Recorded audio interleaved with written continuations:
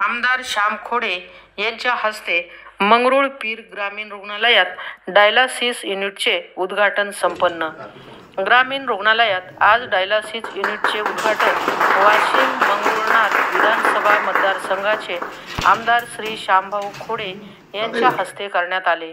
प्रमुख उपस्थिती श्री चंद्रकांतदादा ठाकरे, श्री सुरेशभाऊ लुंगे, शिंदे गटाचे श्री मनीषभाऊ गहुले, श्री सतीश हिरवळकर, शहराध्यक्ष भाजपा श्री रवींद्र ठाकरे, माजी तालुका अध्यक्ष भाजपा, वैद्यकीय प्रमुख डॉक्टर जाधव आदी मान्यवर उपस्थित होते.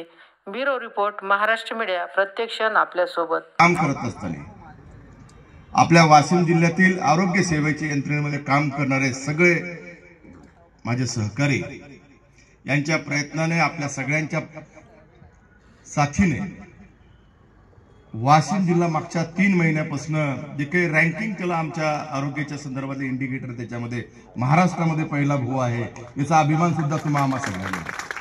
मागच्या 4 महिने झाले, हा 4था महिना. 4थ्या महिन्यात सुद्धा वाशिम जिल्हा महाराष्ट्रात पहिल्या नंबरवर चांगली आरोग्य सेवा देणारा जिल्हा म्हणून, मग तो ग्रामीण रुग्णालय असेल, जिल्हा रुग्णालय असेल, एवढंच